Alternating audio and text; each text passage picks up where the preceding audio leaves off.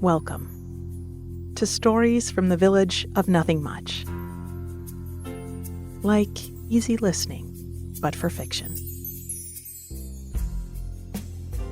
I'm Kathryn Nicolai. I write and read all the stories you'll hear on the Village of Nothing Much, with audio engineering and sound design by Bob Wittersheim.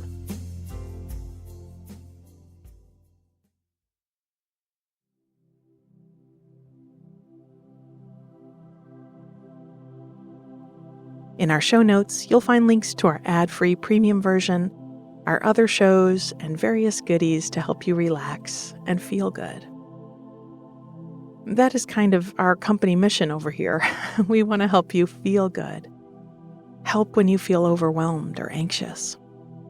When you need to take a break and drift into something softer and simpler.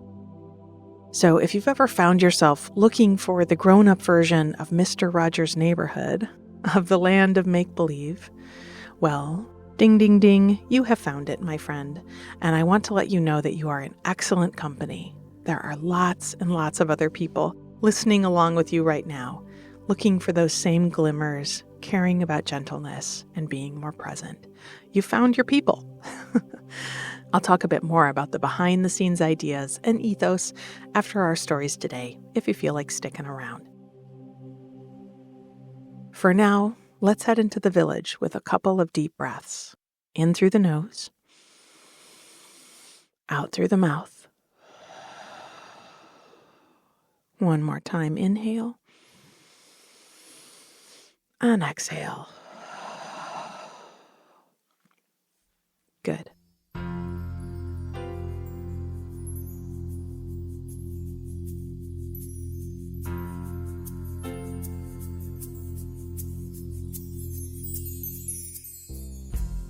Our stories today treat us to some time in interesting, fun, and beautiful places. We'll start at the Village Museum, getting ready for a school bus of kids to come for a visit in Museum Trip. Next, we'll clip on leashes and dog coats and head out for a walk in the winter sunshine in muddy Paws. Finally, we'll visit the paths behind the library, listen for the sound of the creek flowing and the squirrels in the trees in The Bridge in the Woods.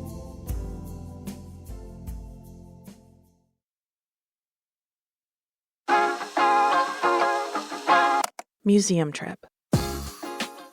Mostly, I didn't worry whether the snow fell or melted. Sure, it could make the ride in a little tricky and slow, but otherwise the weather report wasn't something I paid much attention to. But this week, I had been checking the forecast every morning and crossing my fingers that the skies and the roads would stay clear. Because this week at the museum, we would have visitors. At least as long as school wasn't canceled. A third grade class was scheduled to visit us. And while all of us curators and docents like to pretend we had been too busy with serious work to take notice of the star on the calendar, we were likely more excited than the kids were. We all had love for preserving and conserving the objects in our care, and could sometimes spend an inordinate amount of time doing so alone. Getting to see the museum through the eyes of little ones always seemed to make this great house come alive again. Luckily, today had dawned clear and bright. There was still plenty of snow on the ground, but the roads had all been plowed and salted, and we expected our guests just after lunchtime. When I arrived at the house this morning, I noticed a few extra cars in the lot. We had called in extra volunteers to help, and from what I'd heard, there'd even been a little squabbling among them, as just about all of them wanted to come. They were reminded that even if they weren't working, we were open to the public and they could certainly just come and enjoy the atmosphere. That seemed to have smoothed things over, and I expected overall it would be a busy day here. In the big entryway, where I stopped to hang my coat and hat in the closet, the winter sunshine was cutting through the 150-year-old windows. The house had about a dozen fireplaces, and we had decided to light them all. First, because it is an old house that was difficult to heat, and second, because we wanted it to glow and be as welcoming as possible for our young visitors. I stepped into the drawing room off the front hall and saw the logs there were already crackling with a strong fire. I stepped closer and warmed my hands by the glow. While working here, I learned that drawing room was a shortened version of the original term for such a space. They were first known as withdrawing rooms, as in a room to go and withdraw from the world, a place for relaxation and reflection. And though by the time this house was built, they had become nearly the opposite, spaces for entertainment and company, I found the idea a comfort, a common human need, recognized and named, to step back from noise and find privacy. I checked some of the display cases as I went through the room and into the back hall. We had become the keepers of local history here, and we had books and pocket watches, musical instruments and oil lamps, practical things that were part of daily life, and special pieces that showed off the artistic talent and craftsmanship of their day. I hoped the children would find them as interesting as I did. I looked in on the study with its walls of portraits, and the library where I hoped the sliding shelf ladders would impress. I felt pretty sure they would, and went all the way to the kitchen in the very back of the house. We'd decided we would serve a snack after their tour, and had a fairly involved debate among the staff about what we should offer. There were apple orchards on the property, and they would see for themselves the store of apples we'd put up in the autumn in the loft of the carriage house when they came through. So we'd thought of making some little apple tarts in the antique pans we had. There was also a strong contingent for making maple sugar candy in the snow, which I personally disagreed with, as we didn't have any sap-collecting artifacts in our collection. It seemed disingenuous, though I knew the kids wouldn't care.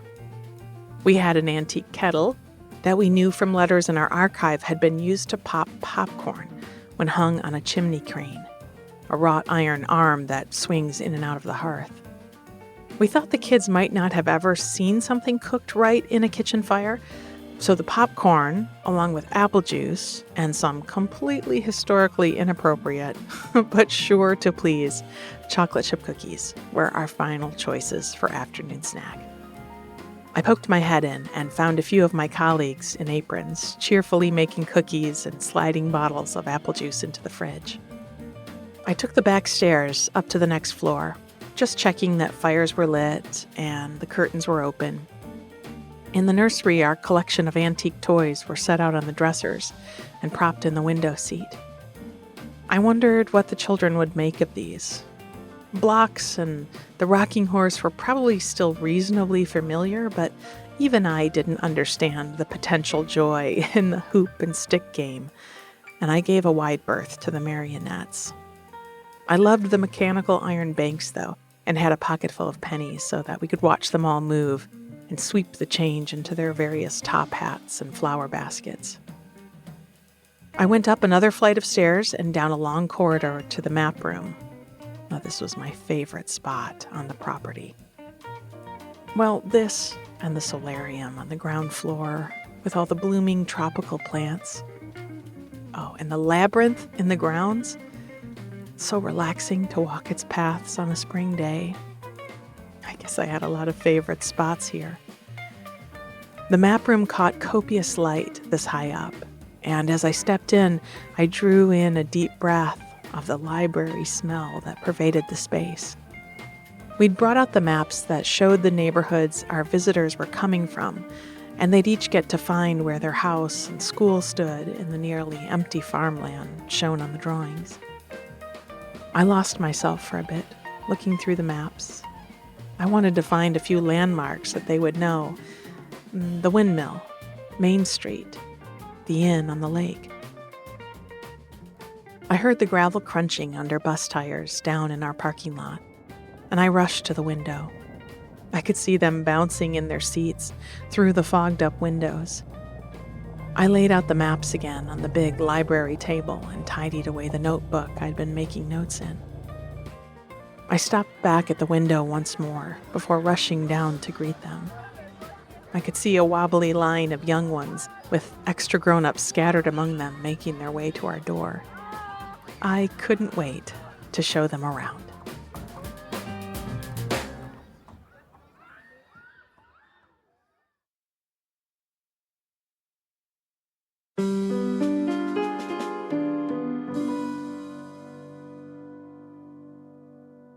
Muddy Paws. It had been worth it. The long walk through the neighborhood and out into the field behind the dead end. We hadn't been able to go out in so long. There had just been too much ice and snow. But this week, after several days of warmer weather, nearly all of it was melted. The sun was out, and the air smelled new. We still needed to bundle up, us in our coats, and the dogs in their jackets. But as soon as we stepped outside, I think we all felt the boost of some fresh air and time out of doors. As we tromped down the still damp sidewalks, trying to avoid the rivulets of melt and the puddles, we'd spotted a few robins at a feeder and squirrels visiting their pantries planted among tree roots and shrubs. Our little dog, Crumb, brown and scraggly and full of energy, pulled at his leash. He would have gladly run at full speed, and for a bit I jogged with him, and I could feel the pure joy of movement radiating up through his leash into my hand. Our rescued greyhound Birdie could have beat us all without even trying, but he was happy to stroll. And once Crumb and I slowed, we all caught up together. Crumb was sniffing at every tree and curb, and Birdie blinked contentedly into the sunshine. We waved at neighbors as we passed. Lots of folks were taking in the fair weather, and plenty of other pooches were out in their yards or following their noses along the sidewalks. We came to where the pavement ended and paused to look out at the field beyond. "Should we?" I asked. "It's got to be pretty muddy out there." "Well, I hate to break it to you, but they are both already a mess, so we may as well let them enjoy it."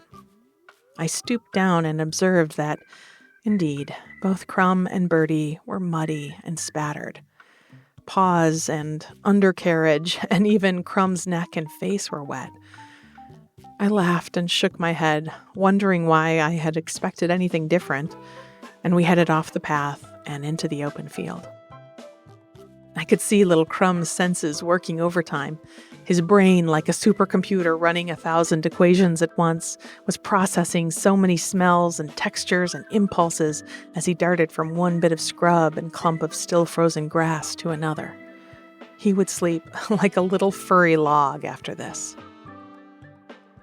Birdie, however, like he'd arrived at an event he didn't have much interest in but was too polite to decline, took a few steps toward a tree and feigned to sniff. He came back toward us and just stood, patiently resigned to waiting it out while his brother had his fun. After 10 minutes or so of the blur that was Crumb filling his puppy cup with joy, and just as I realized he was contemplating rolling in something, I called his name, gave his leash a little tug, and he ran back to us. I could feel the cold now, working its way up through the earth and into my feet, and we turned back to the sidewalk and headed for home. It had been worth it, or at least I thought so. Would Crumb and Birdie agree after they realized it was about to be bath time? We chuckled as we came up the driveway to the back door where we had a stash of old towels. We knew we were about to be demoted in the eyes of these two, from the best parents ever to, well, our names would be mud. Inside the back door, we kicked off our boots and wrapped the dogs in towels. We awkwardly fumbled them down the hall to the bathroom, laying out more towels on the floor as I started to run the bath. Birdie cut his eyes sidelong at me and gave a long, suffering sigh as the water splashed into the tub. Crumb went into a silly spiral of panic. He zoomed around the bathroom, leaving muddy paw prints on the towels and attempting to burrow under them. I scooped him up and soothed him, telling him he was a good boy and that he'd be so handsome after a shampoo. In they went together, and we both knelt down beside the tub and started scrubbing. The warm water must have felt pretty good because after a few moments of uncertainty, they both relaxed a bit. I took down Crumb's rubber ducky from a shelf, and he chewed on it as I lathered him up. His fur was thick and fuzzy and chocolate brown. It would stick out all over when it was dry, making him look like his crunchy namesake. I rinsed out the shampoo, squeezed the excess water out of his ears. He looked so little, my little energetic boy. I leaned in and touched my nose to his and got splashed as his tail began to beat against the water. Beside us, Birdie was patiently giving his dad one paw at a time to be cleaned. His fur was short and a beautiful gray that was almost blue. When he'd first been rescued, there were lots of things about living in a house with a family that were just totally new to him.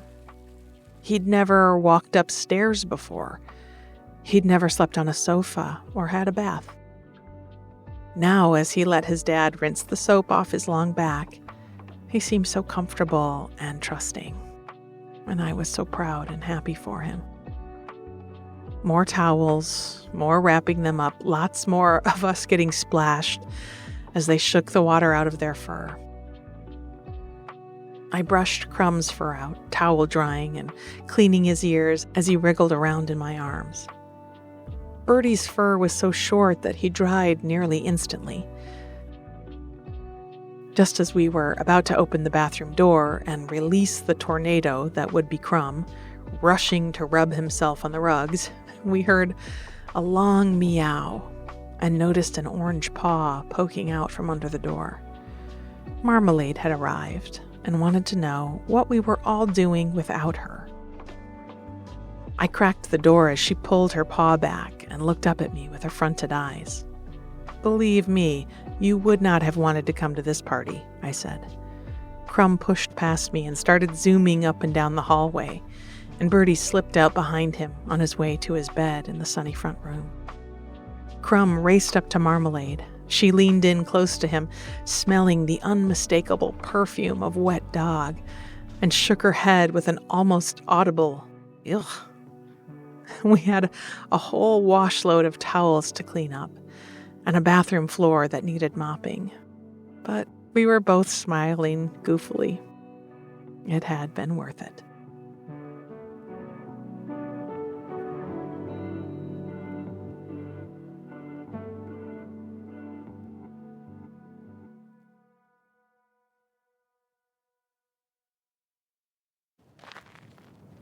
The bridge in the woods. There is a path behind the library, edged with fallen logs, that winds deep into the woods. In some places, it's laid with wood chips, and in others, the bare ground and tree roots show through. It splits and branches, and though I think I have walked every one of the trails that emerge from it, I don't pretend to know all the secrets of those acres. We were in a warm spell of early spring that could easily tip right back into winter at any time. The wind had been blowing and brisk for a few days, and the mud left after the last snow had melted was drying up. Then today the sun had come out, and the wind had died down. I hadn't realized until I felt the bright light on my face how badly I'd needed it. It felt like we had had more than our fair share of gray, dull days lately, and I'd been focused on keeping my head down and trudging through. The sunshine had instantly boosted my mood. I'd stood at the kitchen sink, my teacup steaming beside me, and smiled so easily at the bright day. My heart was lighter and my body eager to get outside and move a bit. So I'd tied on my boots and come to this path behind the library. there was a little sign at the trailhead saying that it was cared for by the friends of the library and that all were welcome to enjoy the paths. I smiled, thinking that I had a lot of good friends in my life, but is there a better friend than the library? Books, periodicals, movies, and a trail to hike on? I'd found out recently they even had appliances and tools you could check out. Sewing machines and telescopes and guitars and jigsaws, all for free with your library card. One of the librarians had even helped me archive my family photos.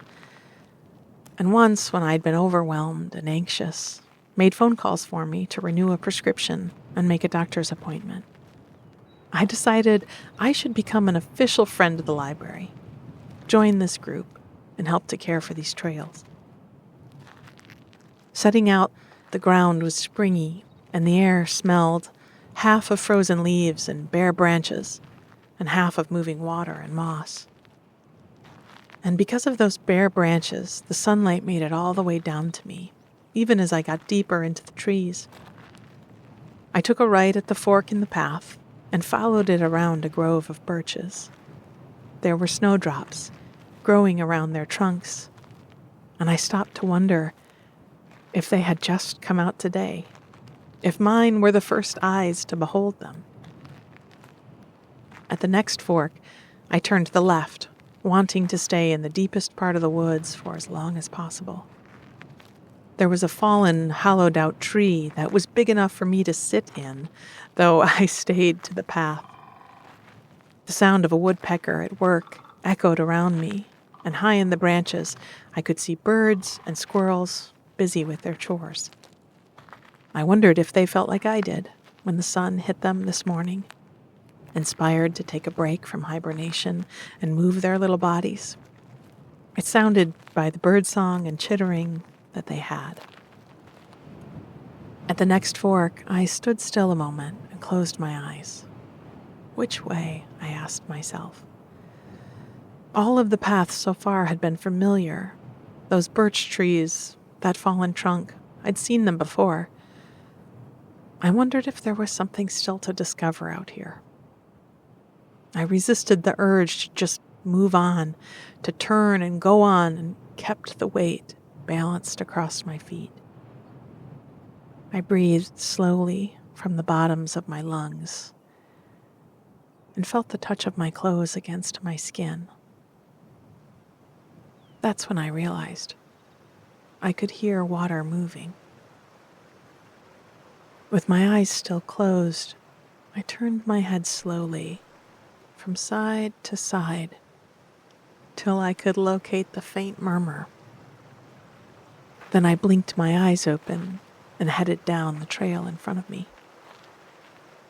It curved around a low hill, and I had to pick my way across the muddy patch. The sound of the water was growing louder, and soon I could spot a creek trickling away beside me.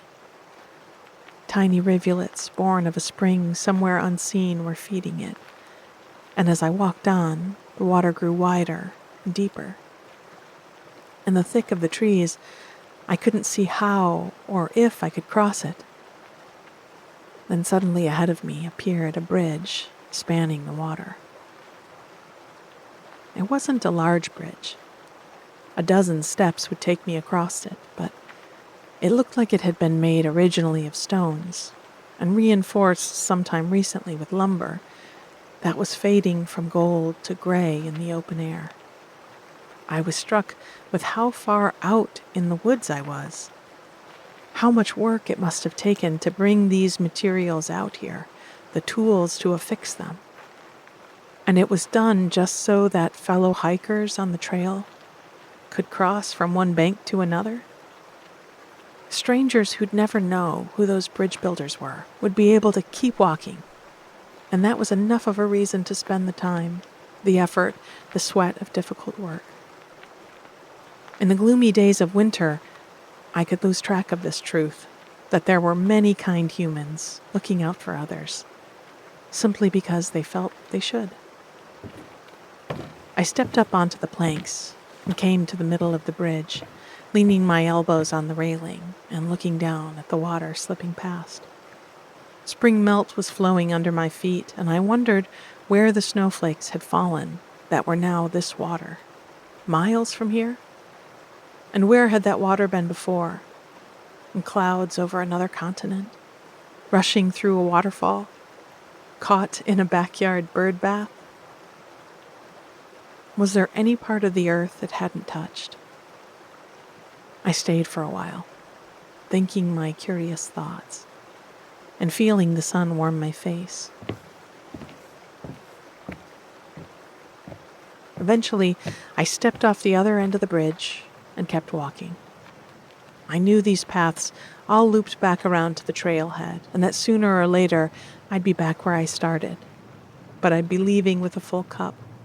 Lungs full of fresh air, body warmed with exercise, mind calm from time spent with the trees and the moving water, and heart lifted by the kindness of friends I hadn't yet met.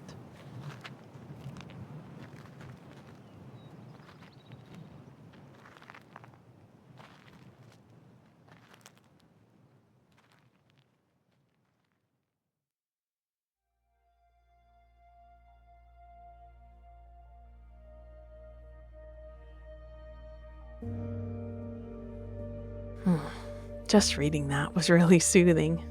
I'm so lucky that this is my job, y'all.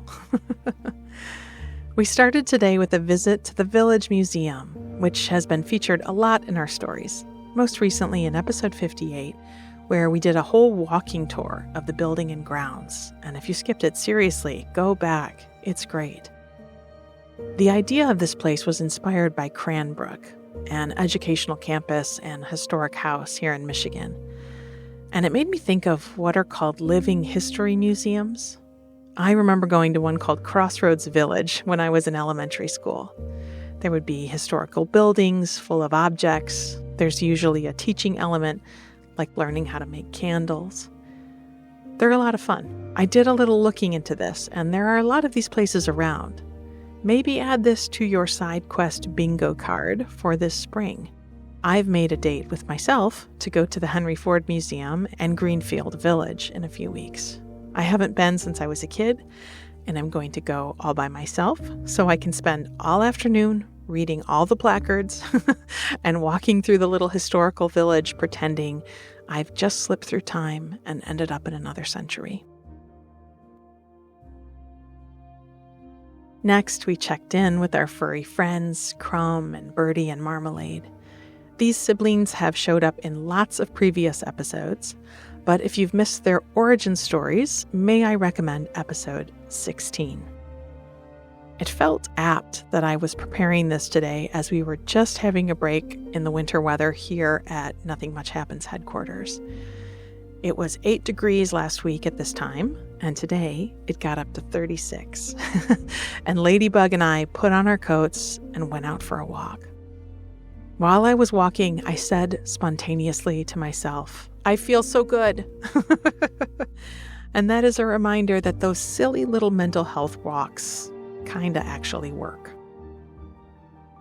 As I was reading how Crumb and Birdie reacted to being out in an open field on their walk, I thought, this is classic extrovert versus introvert. Crumb has the zoomies, so excited. Birdie, politely waiting for it to be done so he can go home. I'm definitely an introvert. I can turn it on when I am out, but once I run out of spoons, I'm done. Then I need quiet, alone time. I'm also a highly sensitive person, which is a biological designation and means I have a heightened awareness of stimuli. And that is true for about 20% of high-level mammals. When I learned more about being highly sensitive, it made taking care of myself in those situations a lot easier. I'll put a link in the show notes to a reputable test you can take if this sounds familiar to you. And just to round out the picture, about 60% of people fall into the middle with what is considered a normal awareness of stimuli, and another 20% have less sensitivity. And there are probably evolutionary reasons for all of that we all served a purpose in some way in human communities. So nothing wrong, just varied experiences. Finally, our last story, The Bridge in the Woods, was inspired by a forest bathing experience I went on with some friends in Fenville, Michigan a few years ago. Forest bathing, possibly another thing to put on your bingo card? I want to let you know that borrowing appliances and games and instruments from libraries is a real thing. Not every library has it, but if you Google your area, I bet you can find some options. It can be very helpful when you need something like a rototiller for the garden, but you only need it for one day. Let the community help you out. Also, a lot of librarians will place phone calls for you. That is also real if you need that. I am a friend of the library, but libraries are better friends than I could ever be. Such kind, helpful people.